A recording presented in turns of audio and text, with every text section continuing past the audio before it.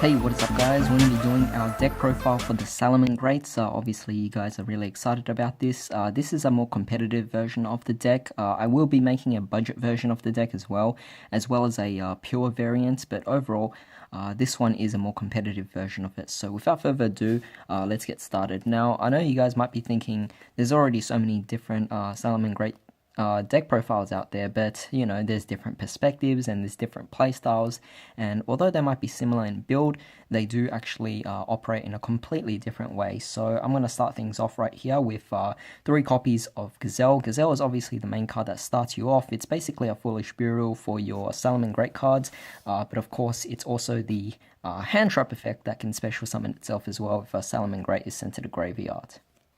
We're also playing 3 of Spinny. Spinny is also a really amazing card. Obviously, it can boost the monster's attack, but it's mostly because it special summons from the graveyard, and it's a level 3 together with Gazelle. You can go for your Xyz monster.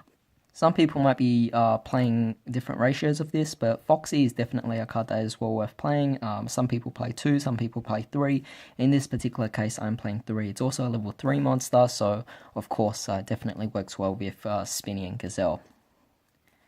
Of course, I'm going to be playing 1 copy of Jack Jaguar. You don't really need too many copies of this. 1 is definitely more than enough. And, you know, so far it's been working really well, since it can always come back from the grave anyway. We're also playing 1 copy of Falco. Definitely an interesting tech that some people don't actually consider playing, but I definitely think it's good enough to play in this deck. Of course, one of the cards that is most difficult for people to get that in a budget version you can't play is 3 copies of Lady Debug. This card's been rising in price.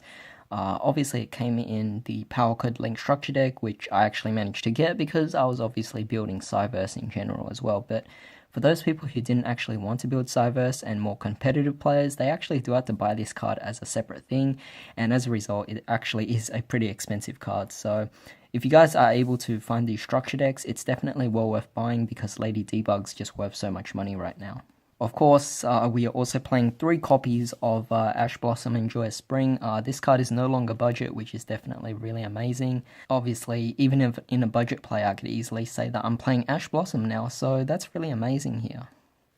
To end things off with monsters, we're playing 3 copies of Effect Veiler. This deck is mostly just setting up your quick boards, and you have a bunch of hand traps and a bunch of floodgates that really just try to stop your opponent from doing things, and I definitely think that aside from Draw and Lockbird, I think Effect Veiler is the next best choice after that. But of course, Ash Blossom is always a mandatory card here if you're playing a deck like this. But that's pretty much it for monsters. Let's move on to spells. Alright, so moving on to spells, we're playing 3 copies of Rhoda. Basically, Salamangreat Circle is Rhoda for the deck. Searches out all your Salamangreats.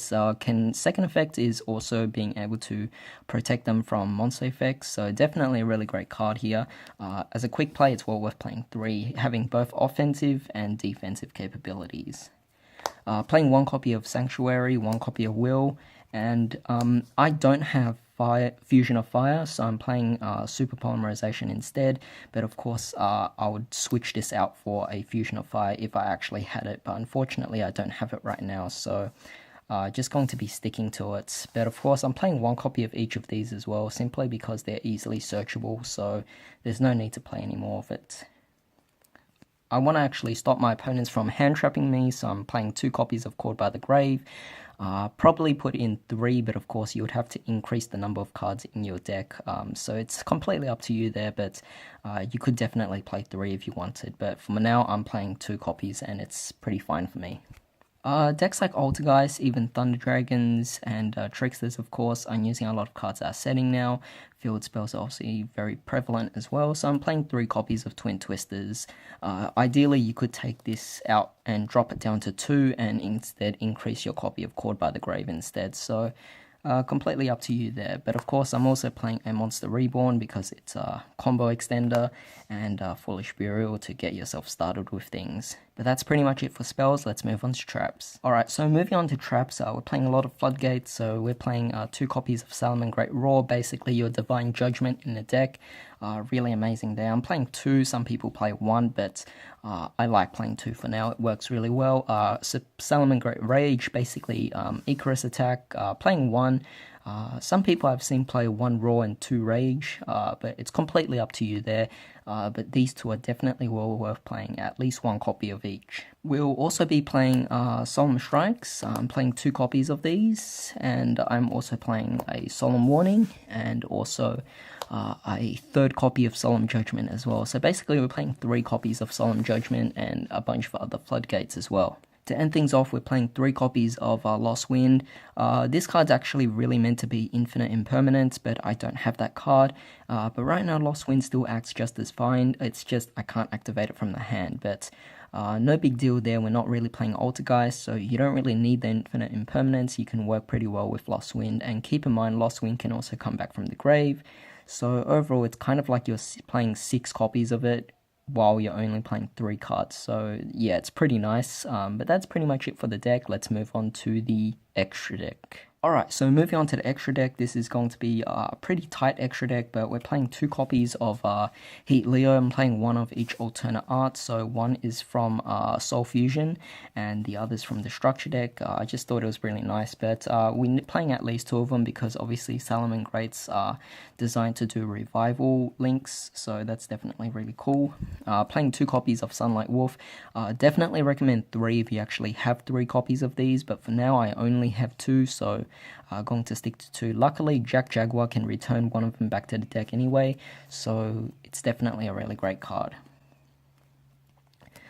3 copies of Bella Links. This card's also one of your key cards as well.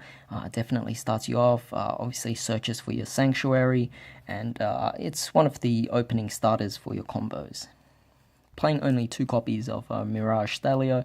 Obviously the extra deck's pretty tight, and I think 2's more than enough. We're playing 1 copy of Violet Chimera. Obviously with Fusion of Fire we can definitely make a lot of combos. Right now I'm playing Super Polymerization, but obviously if I had at least 1 copy of Fusion of Fire, I'll definitely put it in, because with Violet Chimera you can do it with Heat Leo and make a really awesome OTK. Speaking of OTKs, we have a Transcode Talker as well as Update Jammer. Basically, you can just create a really cool OTK combo for them as well. So they usually work pretty well in the late game. For a bit of utility, we're playing 1 copy of Nightmare Phoenix as well as 1 copy of Nightmare Cerberus, 1 to destroy spells and traps, 1 to destroy special summon monsters. And to end things off, we're playing 1 Heater, the Fire Charmer Blaze. This card's definitely a really interesting card, can work really well for mirror matches as well. But of course, if you want to play a 3rd copy of Sunlight Wolf, then definitely you can take out the Heater and then just put in the Sunlight Wolf, the 3rd copy instead. But of course you can also take out one of these cards as well, depending on which one you prefer, and throw in a 3rd Sunlight Wolf. But as you can see, the extra deck is definitely a little tight. These 3 cards mostly act as late game cards. A lot of these ones here are usually early game cards, so it's a very interesting deck. I really enjoy playing this, and you know, as a competitive deck, I'm surprised to see that it's actually budget as well. But that's definitely a really good move of Konami to also reprint Ash for us. So yeah, hope you guys enjoyed this, and hope you guys have a great day. I'll see you next time.